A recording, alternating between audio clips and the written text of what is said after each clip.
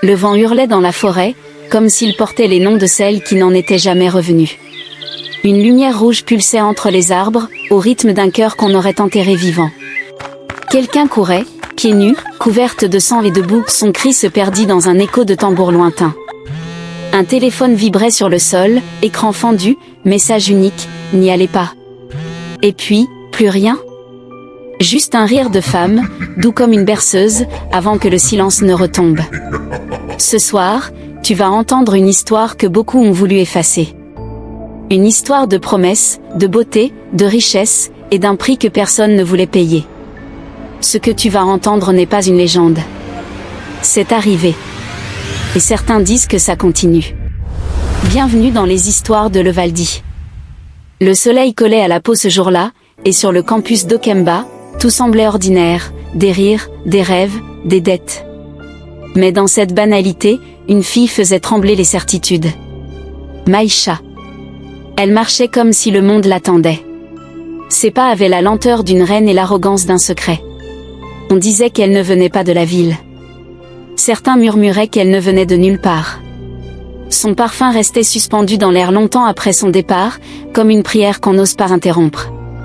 Irène, elle, la regardait avec cette curiosité qui frôle la peur. Sia, sa colocataire, riait toujours. « Tu la regardes trop, Irène.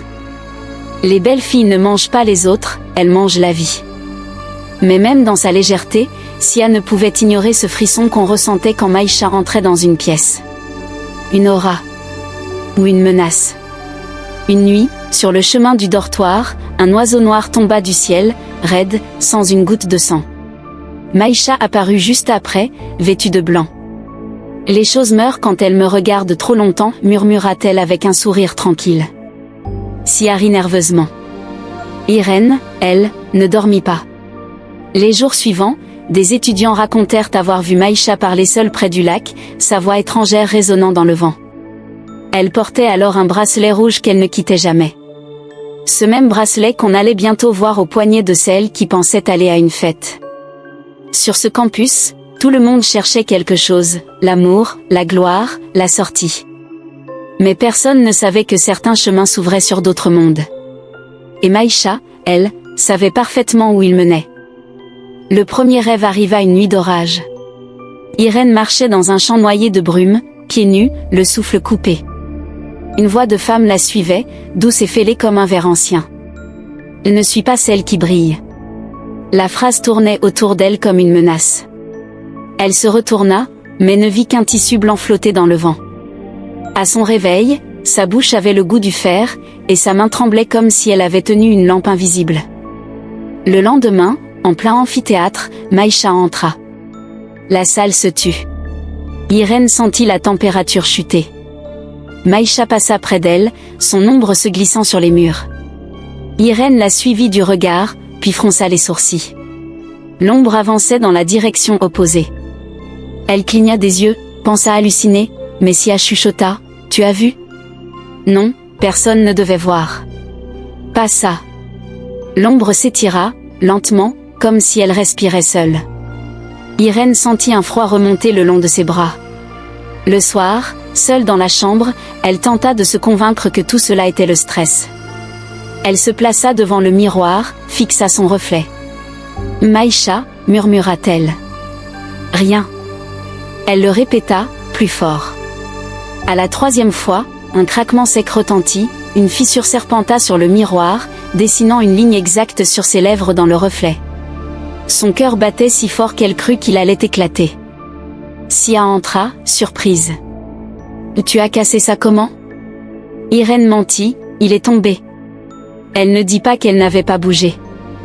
Les nuits suivantes, le rêve revint. Toujours à 3h03. La même voix, les mêmes mots, la même brume. Parfois, la voix se faisait suppliante, « Tu ne comprends pas encore. » Elle n'a pas besoin de lumière pour te voir. Irène se réveillait en sursaut, le corps glacé, les oreilles sifflantes. Un parfum étranger flottait dans la pièce. Elle vérifia l'heure. 3h03, toujours. Elle commença à noter tout dans un carnet, l'heure, les mots, les odeurs. Chaque nuit, une nouvelle ligne. Chaque matin, une peur plus rationnelle. Le dernier mot qu'elle écrivit avant de s'endormir fut « Pourquoi moi ?» Dans le silence, la fissure du miroir s'élargit d'1 millimètre. Irène, sans le savoir, avait déjà été vue. Le silence des morts est plus honnête que le sourire des vivants. Maïcha l'avait invitée seule, un soir où le campus baignait dans une chaleur épaisse. Un dîner très sélectif, avait-elle dit. Dora accepta sans réfléchir. Dans un restaurant luxueux, des hommes en costume parlaient doucement, leurs montres brillaient plus que leurs yeux. Maïcha portait du rouge. Chaque fois qu'elle riait, la lumière vacillait. Dora se sentit importante, vue, désirée. Les regards sur elle la réchauffaient comme du feu. Elle oublia Irène, Sia, la peur. À la fin du dîner, Maïcha posa une main sur son bras. « Tout ce que tu veux, tu peux l'avoir. Il suffit de dire oui. » Dora hocha la tête sans comprendre. En rentrant, elle glissa la main dans sa poche. Un bijou. Doré, fin, froid. Un serpent enroulé sur lui-même, avec un œil en verre au centre. Elle ne se souvenait pas de l'avoir pris. Le bijou brûla sa paume.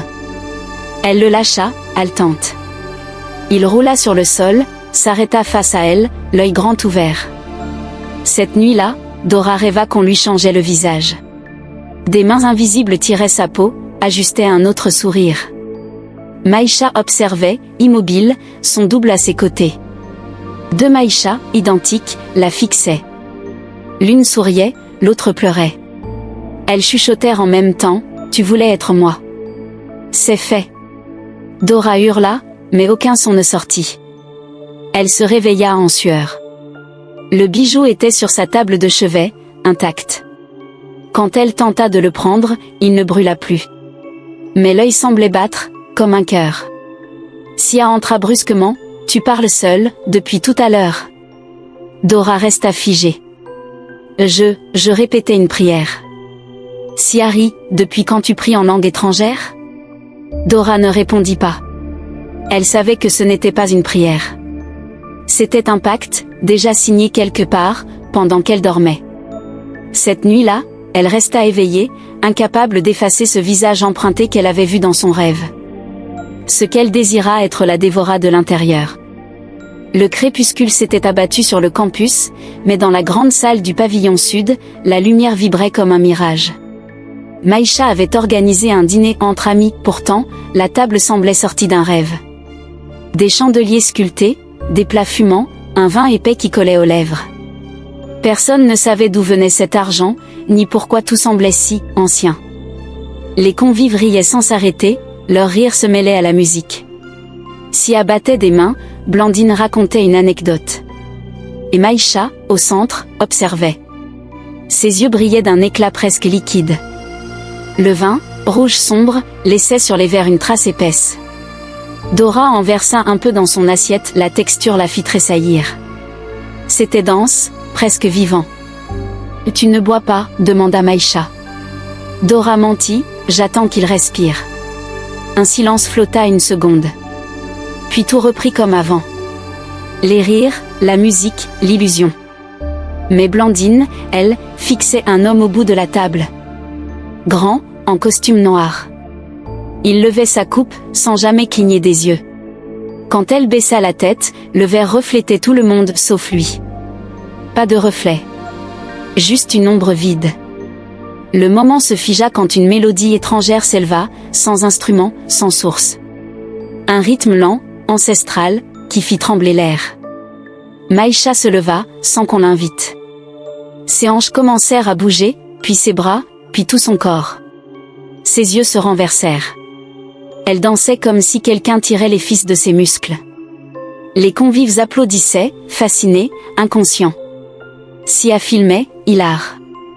Dora, elle, sentit une pression sur sa poitrine, comme une main invisible. Le vin dans son verre se mit à frémir. Un homme vêtu d'un boubou blanc se tenait dehors, derrière la vitre. Ses yeux étaient fermés, mais son visage semblait reconnaître chaque note de la chanson. Il hocha lentement la tête, murmurant quelque chose que personne n'entendit. Quand la musique cessa, Maïcha s'arrêta net. Elle sourit, mais sa bouche tremblait. « Je voulais que vous goûtiez à ma joie, dit-elle. Personne ne répondit. Le vin sur la nappe avait pris la forme d'une main. Quand le diable t'invite à manger, il te sert ton avenir dans l'assiette. Le lendemain, Maïcha réunit tout le monde sous un arbre. Sa voix était légère, presque chantante. Mon père ouvre une station dans notre village. Une fête immense. Des politiciens, des artistes, des chefs. Il veut vous rencontrer. Les yeux de Sia s'illuminèrent.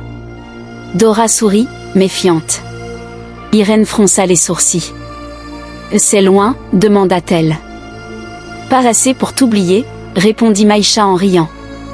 Elle sortit 3 bracelets rouges, tressés de fils fins. Pour vous. Ils vous protégeront. Irène hésita avant de tendre la main. Le sien se fissura aussitôt, une ligne nette traversant le fil. Un craquement sec. Maïcha la fixa longuement, le sourire un peu trop calme. Ce n'est rien. Parfois, la protection refuse ceux qui doutent. Irène se sentit nue. Elle voulut parler, mais Sia l'interrompit, excitée. On va y aller, hein? Juste 3 jours, c'est rien. Dora acquiesça. Blandine regardait son bracelet, hypnotisée. Irène tenta d'appeler sa mère ce soir-là. Pas de tonalité. Le vent hurlait contre la fenêtre, répétant un mot qu'elle crut entendre, « N'y allez pas ».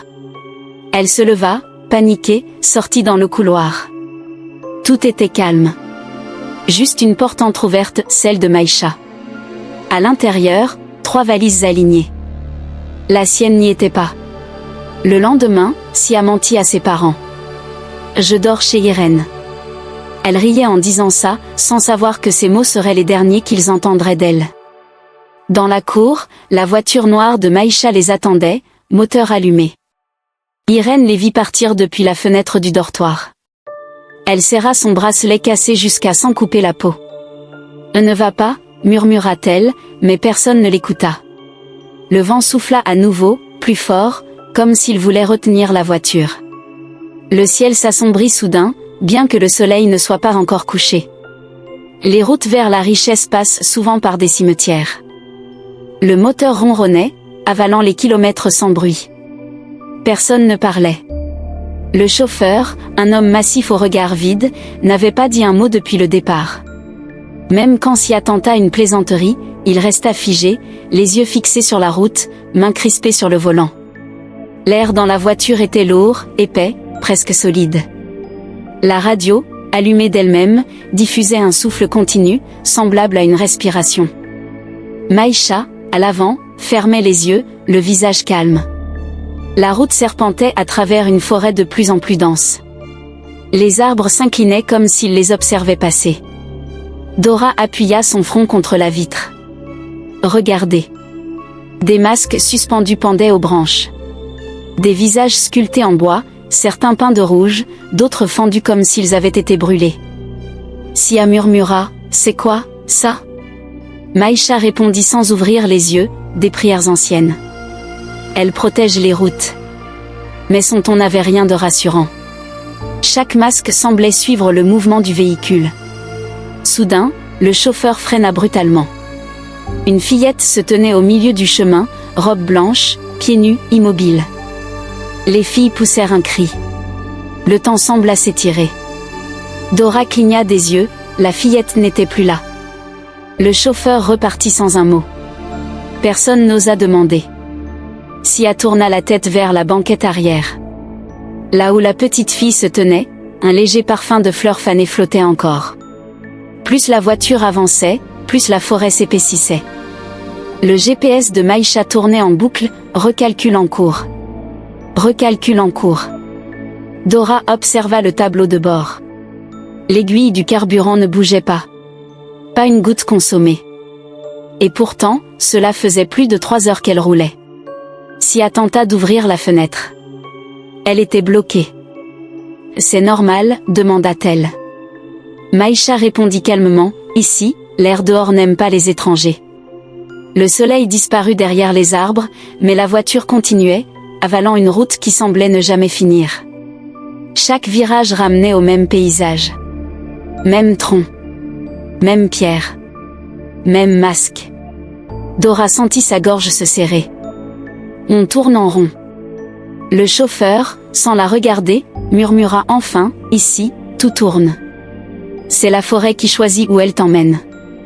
Le silence revint, dense, irréel. Quand enfin la voiture s'arrêta, les phares illuminèrent un portail noir, sculpté de symboles. Maïcha ouvrit les yeux et sourit. On est arrivé. Le danger ne se cache pas dans la forêt, il la possède. Le manoir s'élevait comme une blessure dans la nuit. Haut, étouffé par les arbres, chaque fenêtre semblait un œil fermé. Dès l'entrée, une chaleur étrange enveloppa les filles. Un homme souriant, le fameux chef Koto, les accueillit, large sourire, voix mielleuse. Ici, pas de téléphone, mes chéris. Vous devez vous déconnecter du monde. Avant qu'elle ne puisse répondre, 2 gardes s'approchèrent, main tendue. Les appareils furent confisqués, placés dans un coffre verrouillé. La nuit tomba sans prévenir. Le manoir semblait respirer, les planches craquaient avec lenteur, comme un souffle sous les murs. Dans sa chambre, Dora tenta de lire, mais la lampe vacillait. Un miroir accroché au mur s'illumina faiblement, sans source de lumière. Sa surface vibrait comme de l'eau. Elle s'approcha. L'image qu'elle vit n'était pas la sienne. Le visage reflété souriait alors qu'elle ne bougeait pas. Elle recula d'un pas, le cœur cognant. Le miroir s'éteignit aussitôt. Un bruit sourd sur le toit la fit sursauter. Des pas, lents, réguliers, allant d'un bout à l'autre. Elle appela, Sia. Pas de réponse. Le son se rapprocha, puis s'arrêta net, juste au-dessus de sa tête. Dora retint son souffle. 1 minute. 2. Rien. Puis 3 coups frappés, secs. Tac. Tac. Tac. Elle ferma les yeux. Le silence reprit, plus profond encore. Dans le couloir, Blandine passa devant un tableau ancien représentant une femme au regard triste. Elle s'arrêta, observant. Les yeux de la peinture se levèrent, lentement, jusqu'à la fixer. Blandine recula, paniquée. Elle tenta de crier, mais aucun son ne sortit. Dans la chambre voisine, Sia murmura en dormant, répétant un mot qu'elle ne connaissait pas, on la nourrit. Vers 3 heures, une porte verrouillée au bout du couloir gronda, comme si quelque chose y respirait. Un souffle long, rauque, animal. Dora s'approcha, fascinée malgré elle. Sa main toucha la poignée glacée. Le bruit cessa. Puis un murmure, derrière le bois, entre. Elle recula d'un bond, la gorge serrée. Dans le miroir du couloir, une ombre passa, rapide, sans corps pour la porter. Chaque maison garde un secret, celle-ci les collectionne. Le lendemain, le manoir s'était figé dans une attente étrange. Chef Koto passa la matinée à inspecter la salle principale, sourire permanent sur les lèvres. Demain, la grande fête, annonça-t-il d'une voix douce, presque tendre. Ce soir, reposez-vous. Demain, tout Okemba parlera de nous. Le soleil couchant filtrait par les vitraux, teintant la pièce d'un rouge sang. On aurait cru un hôtel. Le dîner fut servi tard. Les filles s'installèrent autour d'une longue table trop grande pour elles. Les plats étaient fumants, lourds d'épices, la viande tendre et sucrée. Personne n'avait faim, mais Chef Koto les força d'un geste. Manger. Ce serait un affront pour les invités invisibles. Les mots tombèrent comme un coup près. Le silence suivit.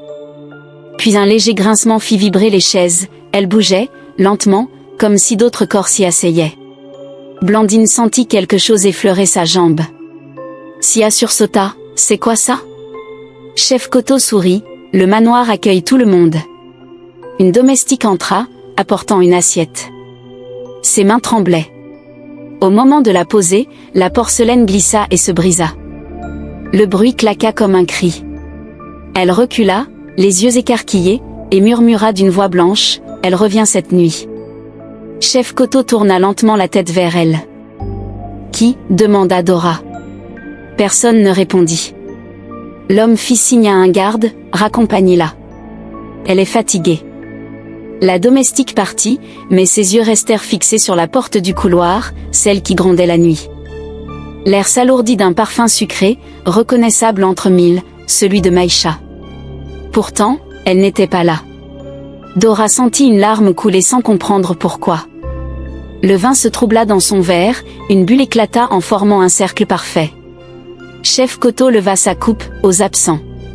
Les filles imitèrent son geste, malgré la peur dans leurs doigts. Dehors, un vent violent se leva soudain, claquant les volets. Une voix douce, féminine, sembla rire à travers le tonnerre. Maïcha entra enfin, vêtue d'une robe noire. Personne ne l'avait entendue arriver. Elle sourit, lentement.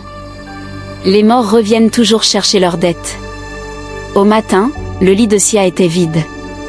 Ses draps froissés, son bracelet posé sur l'oreiller, brisé. Dora appela son nom, chercha dans chaque pièce, aucune trace. Chef Koto prétexta, elle aide aux préparatifs. Mais la maison était silencieuse.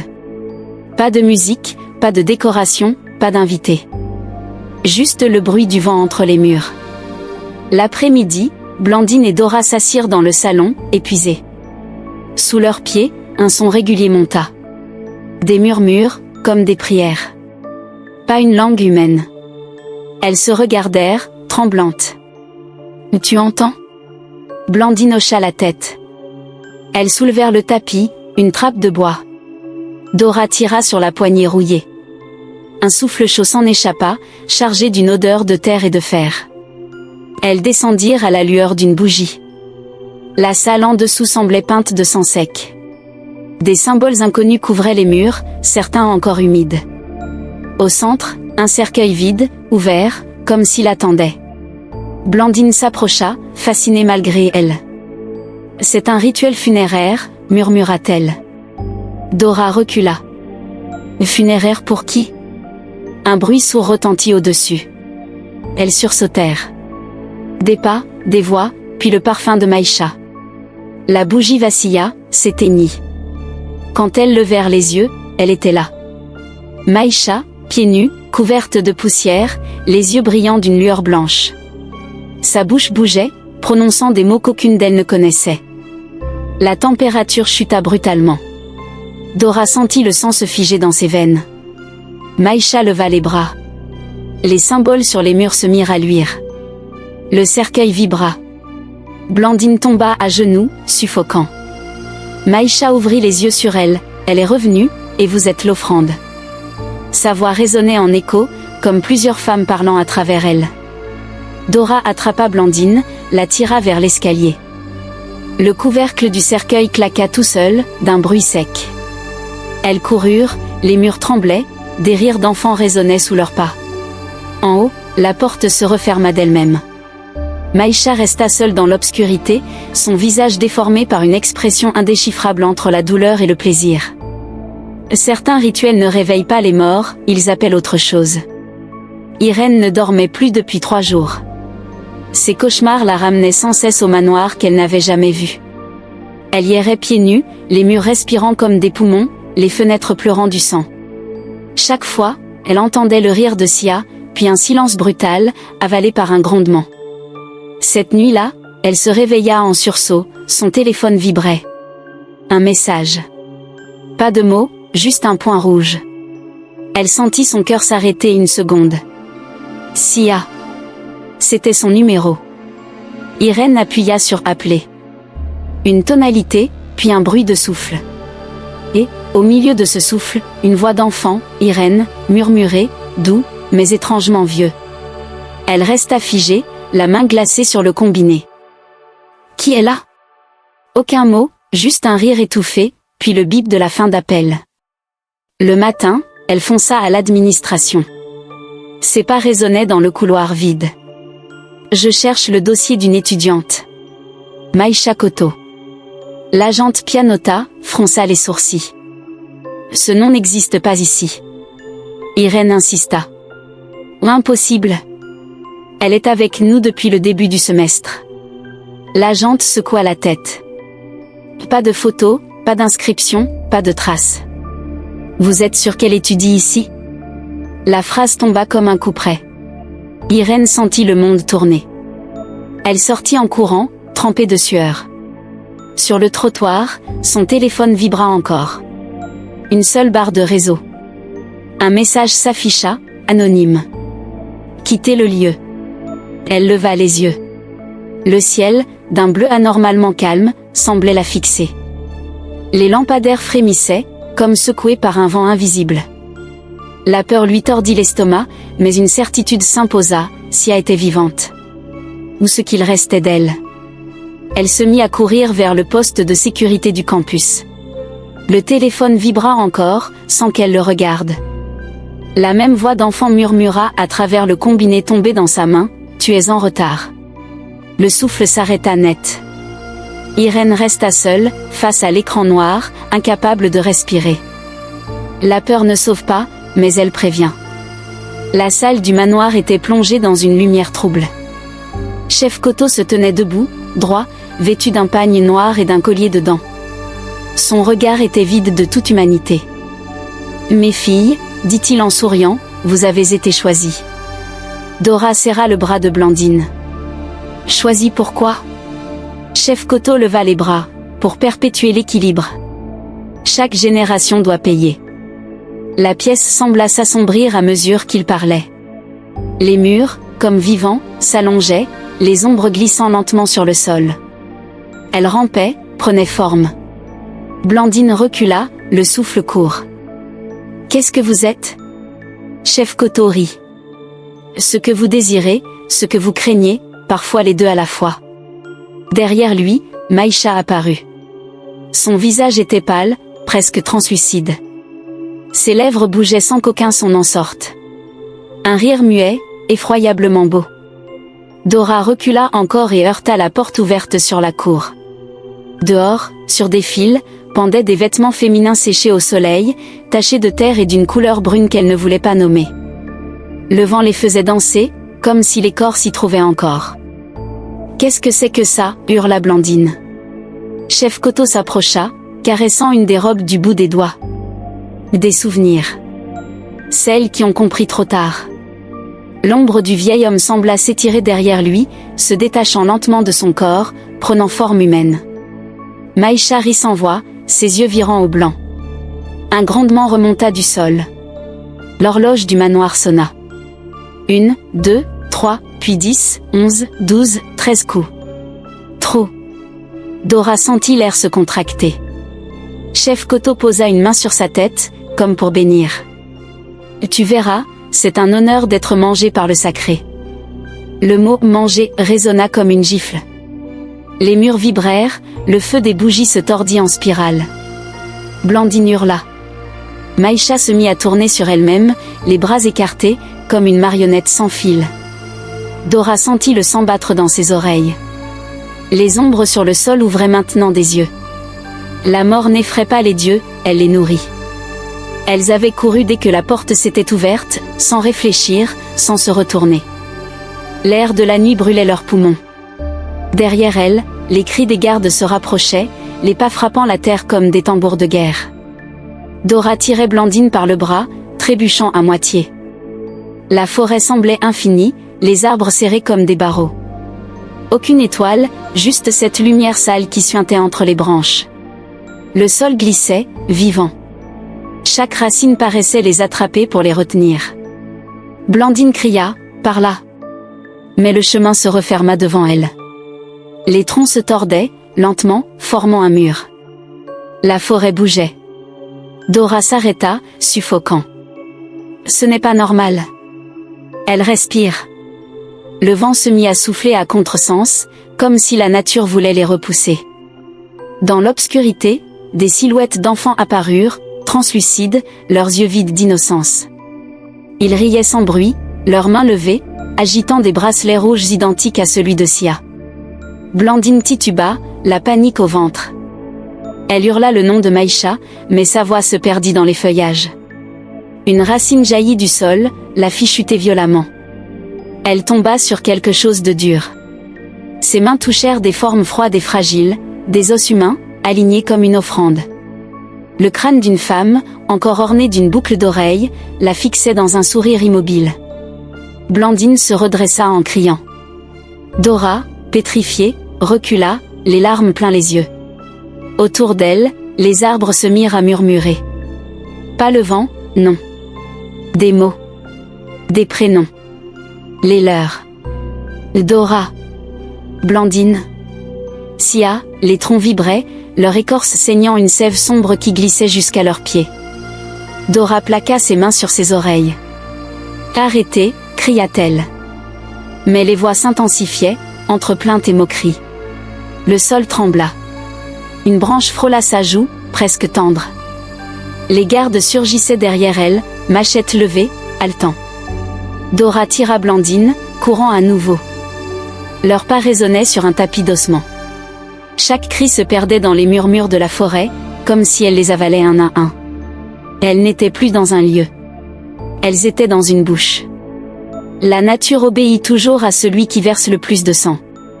Elle courait sans direction, les pieds déchirés, la peur devenue mécanique. Blandine s'arrêta soudain, épuisée. On n'y arrivera pas.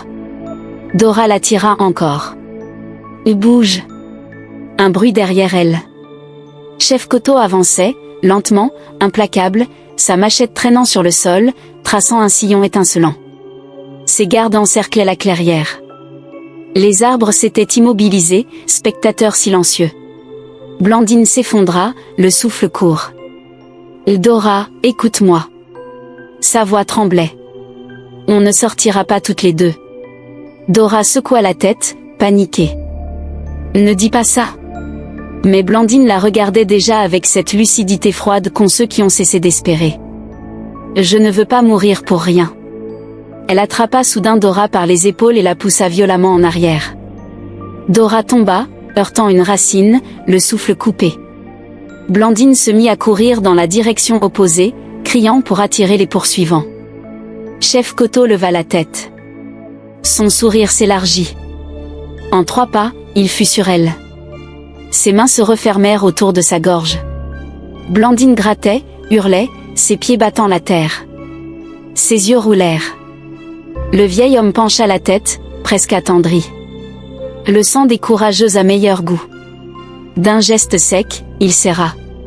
Le silence revint. Puis le sol vibra, s'ouvrit, lentement, avalant son corps sans trace, comme si la forêt elle-même réclamait son dû. Dora, cachée derrière un tronc, vit tout. Son cri resta coincé dans sa gorge. Le ciel devint rouge, les branches bruissaient de 1000 voix. Une lumière blanche descendit entre les arbres, douce, presque chaude. Elle illumina le sol où Blandine venait de disparaître. Une silhouette féminine en sortit, nue, la peau luisante de cendre et de lumière. Elle marcha vers Dora, sans un bruit. La femme posa un doigt sur son front. Son contact brûla et apaisa tout à la fois. Cours, fille des vivants. Sa voix semblait venir de partout. Dora recula, incapable de parler. Ses jambes bougèrent seules. Elle courut, le souffle arraché, les larmes mêlées à la pluie. Derrière elle, la forêt se referma, étouffant les cris, avalant tout. Quand elle franchit la dernière lisière, le monde sembla changer d'air. Elle tomba à genoux. Ses vêtements étaient couverts de cendres grises, comme si elle avait traversé un incendie invisible. Le salut n'a pas toujours le visage de Dieu. L'aube s'était levée sur un ciel sans couleur. 3 PQPS de police roulaient sur une piste rouge, avalant la poussière du silence. À l'intérieur, Irène tenait son téléphone serré contre elle. Le dernier appel de Sia provenait d'ici, d'un coin oublié du village. Un vieil homme, assis sur une pierre, les observait approcher. « Nous cherchons le domaine du chef Coteau », dit l'officier. Le vieil homme détourna les yeux, mâchant ses mots. « Je ne sais pas. » Mais ses mains tremblaient. Irène s'approcha doucement. « Aidez-nous, s'il vous plaît. Une amie est là-bas. » Le vieillard leva enfin le regard. « Les amis ne sortent pas de cette forêt, ma fille. Personne n'en sort. » Alors qu'il s'éloignait, un petit garçon, à demi caché derrière une case, leur fit signe. « Par là. » Il pointa du doigt un sentier couvert de feuilles mortes. L'équipe suivit. Après quelques mètres, une odeur épaisse emplit l'air. La forêt s'ouvrit sur une clairière. Là, au milieu de la boue, un corps remuait faiblement. Dora. Vivante. Ses mains griffaient le sol comme pour s'en extirper. À moitié enterrée, couverte de cendres, les yeux hagards. Elle est partie, elle a tout pris, murmurait-elle. Les agents la tirèrent hors de terre. Irène s'effondra, sanglotant. Dora la reconnut à peine. Elle ne dit pas son nom. Elle t'entend. Un cri éclata soudain au loin. Chef Koto, encerclé par les policiers, se débattait, les yeux exorbités. Je l'ai servi. Je l'ai servi. La fin du ciel n'attend pas. Sa voix n'avait plus rien d'humain. On dut le plaquer au sol. Ses ongles grattèrent la terre, traçant des symboles incompréhensibles. Le ciel gronda. Irène sentit un frisson courir sous ses pieds, comme si la terre respirait encore. Dora, tremblante, fixait l'homme qu'elle avait vu tuer Blandine. « Regardez-le bien, dit-elle d'une voix éteinte. Ce n'est pas lui qui commande. C'est elle. » Chef Koto tourna lentement la tête vers elle et sourit, un sourire trop large. « Tu crois avoir fui ? Les offrandes reviennent toujours. » Les agents le tirèrent dans le véhicule, mais ses rires résonnaient encore bien après qu'on eut refermé la porte. L'enfer n'est pas sous terre, il a un compte bancaire. Le commissariat d'Okemba baignait dans une lumière blafarde. Chef Koto, menotté, assis dans une salle d'interrogatoire, respirait calmement. Les policiers observaient l'écran derrière la vitre. « Pourquoi avez-vous attiré ces filles ?» demanda l'inspecteur. L'homme sourit, un rictus d'enfant pris sur le fait. « Je ne les ai pas attirées. C'est elle. Maïcha. » Il ferma les yeux. « Elle n'est pas née. Elle a été donnée. Je l'ai reçue la nuit où j'ai promis ma richesse. Un esprit d'apparence humaine. Une fille parfaite. Elle m'apportait tout ce que je voulais. Mais les esprits ne donnent jamais sans fin. Il fallait nourrir. » Un grondement parcourut le bâtiment. Les lampes grésillèrent. L'écran de contrôle clignota. L'inspecteur fronça les sourcils. Couper l'électricité. Un agent s'exécuta, mais les caméras continuèrent de filmer, autonomes, leurs voyants rouges clignotant dans l'ombre. Chef Koto se pencha, les yeux exorbités. Là elle vient. L'air devint lourd. Le micro grésilla. Là elle sait que je parle. Une rafale secoua les vitres. Le commissariat tout entier sembla frissonner. Fermez la porte, cria un policier. Mais la poignée se mit à tourner d'elle-même. L'écran s'obscurcit, puis une image apparut brièvement, un visage de femme, blafard, les yeux ouverts, fixant la caméra. Juste une seconde. Assez pour glacer le sang. Chef Koto éclata d'un rire animal. Trop tard.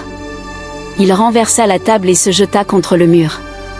Les policiers accoururent, mais il glissa entre eux avec une force inhumaine. Dans la cour, la pluie battait fort. Il courait, nu-pieds, hurlant. « Je lui ai tout donné. Elle prend le reste. » Les phares d'une voiture déchirèrent l'obscurité. Un choc sec.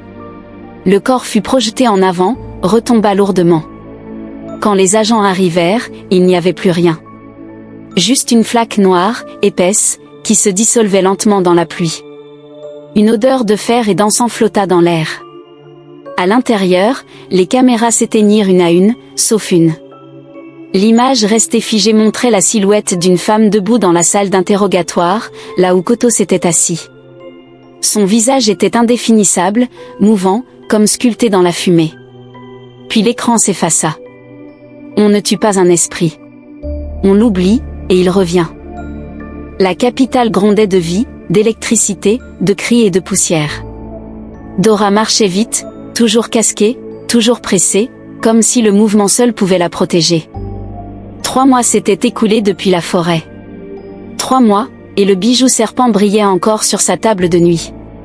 Chaque nuit, elle l'entendait teinter, glisser tout seul sur le bois.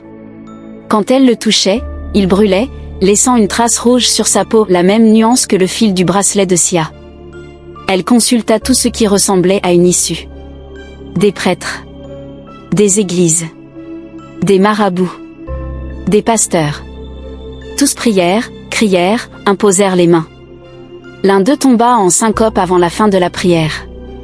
Un autre refusa de la revoir. Tu portes quelque chose qui n'a pas de nom. Dora apprit à dormir peu, à écouter le silence pour savoir d'où viendraient les chuchotements. Car chaque nuit, à 3h03, la voix revenait. Tu respires encore ? Les cauchemars prenaient la forme de souvenirs, Blandine étranglée, Sia riant sous la terre, Maïcha debout dans le couloir, toujours immobile. Dora travaillait dans une boutique de tissus, évitant les miroirs, parlant peu. Elle sentait parfois des regards dans les reflets des vitrines, des visages flous qui disparaissaient quand elle se retournait. Un matin, dans un bus bondé, elle leva la tête. Assise 3 rangs plus loin, en robe blanche, Maïcha la fixait. Le même sourire tranquille. Les mêmes yeux sans fin. Personne d'autre ne la regardait. Dora voulut crier, mais sa gorge resta muette. Maïcha leva un doigt à ses lèvres, chut. Le bus freina brutalement. Quand Dora rouvrit les yeux, la place était vide. Seul restait un parfum de fleurs fanées. Cette nuit-là, le bijou se mit à bouger tout seul sur la table, traçant un cercle parfait. Dora comprit qu'il ne voulait pas partir. Qu'il attendait. Elle le jeta par la fenêtre. Le lendemain matin, il était de retour sur son oreiller, froid, patient, vivant. Certains cauchemars prennent les transports publics. Des années plus tard, Irène retourna sur le site du manoir. La route avait changé, goudronnée maintenant, les arbres repoussés comme si rien n'avait jamais existé. Mais la terre, elle, n'avait rien oublié. Elle marchait lentement, une petite boîte entre les mains. À l'intérieur, le bracelet rouge fissuré. Celui qui avait refusé de la protéger. Au centre de la clairière, elle creusa avec ses doigts. La terre sentait encore le fer et la pluie. Elle déposa le bracelet dans le trou, referma doucement. Le vent se leva, rapide, tournoyant autour d'elle. Les branches claquèrent comme des doigts. Irène ferma les yeux. « C'est fini maintenant » murmura-t-elle. Un bruit fit battre son cœur plus fort, des pas derrière elle. Elle se retourna. À la lisière de la forêt, une silhouette de femme se tenait debout, immobile. Les cheveux longs, la robe blanche. Son visage était flou, mouvant, comme fait de brume. Irène sentit son sang se glacer. « Je sais ce que tu es » dit-elle d'une voix ferme, sans reculer. Le vent s'intensifia, sifflant entre les arbres. La silhouette pencha lentement la tête, puis répondit dans un souffle porté par l'air. « Pas encore. » Irène resta là, les larmes aux yeux, incapable de bouger. Le vent tomba. Le silence revint, mais un parfum de fleurs fanées flotta dans l'air. Elle leva la tête. Le ciel était d'un bleu irréel, presque paisible. Pourtant, dans ce calme parfait, elle sut. Le cycle n'était pas brisé. Seulement suspendu. Au loin, une voiture passa, sa radio jouant une vieille chanson d'amour. Irène sourit tristement. Elle pensa à Sia, à Dora, à toutes les filles dont on ne dira jamais les noms. Elle murmura, presque pour elle-même. Ce n'est pas fini, mais cette fois, quelqu'un regardera. Les esprits ne meurent pas, ils attendent qu'on refasse la même erreur. Des années passèrent, mais le silence ne lâcha jamais Dora. Ses cicatrices n'étaient plus visibles sur la peau, mais sous chaque mot qu'elle prononçait, quelque chose tremblait encore. Dans son petit appartement, au 6e étage d'un immeuble gris, elle se remit à écrire. Pas pour témoigner, mais pour vider le venin. Le livre s'intitulait La fin du rêve. Elle y décrivit tout, la forêt, les voix, la mort de Blandine, les yeux de Maïcha. Elle ne changea aucun détail, convaincue qu'écrire, c'était exorciser. Le premier éditeur refusa. 3 jours plus tard, il fut retrouvé chez lui, la gorge nouée d'un fil rouge. Le second ne mourut pas, mais sombra dans la folie, murmurant sans cesse, « Elle m'a regardé pendant que je lisais. » Le manuscrit circula, de mains tremblantes en disques durs effacés. À chaque tentative de publication, un malheur arrivait. Dora finit par comprendre, ce livre ne voulait pas être lu. Il voulait être vécu à nouveau. Alors elle brûla les pages. Mais même les cendres refusaient de se disperser. La flamme s'éteignit seule, laissant sur le papier une phrase qu'elle n'avait jamais écrite. Les rêves affamés ne meurent jamais. La nuit, Elle rêvait encore de Maïcha, non plus menaçante, mais assise sous un grand fromager, la peau luisante d'une pluie invisible. « Tu as pris ma place » disait-elle. Dora ne répondait pas. Peut-être qu'elle avait raison. Peut-être qu'en survivant, elle avait hérité d'une part de ce qu'elle fuyait. À Okemba, on parle encore de la fille qui a vu les ombres bouger. On dit qu'elle se promène parfois dans les marchés, le regard perdu, la main sur son cœur, comme si elle comptait les battements pour se rappeler qu'elle est encore du côté des vivants. Dans son dernier journal, retrouvé après sa mort, 2 phrases restaient, tracées à l'encre brune. Le luxe, la gloire, la beauté, 3 chemins qui mènent au même hôtel. On ne disparaît pas tous de la même façon. Certains deviennent des histoires. Et au bas de la page, une ligne fine, presque effacée. La convoitise est un esprit. Et chaque esprit attend un nouveau visage pour renaître. Si cette histoire t'a glacé le sang, ne pars pas sans laisser ta marque. Commente ce que toi tu aurais fait à la place de Dora. Like si tu crois que certaines richesses coûtent plus que la vie. Et abonne-toi, car la prochaine histoire t'attend déjà dans l'ombre. Bienvenue dans les histoires de Levaldi.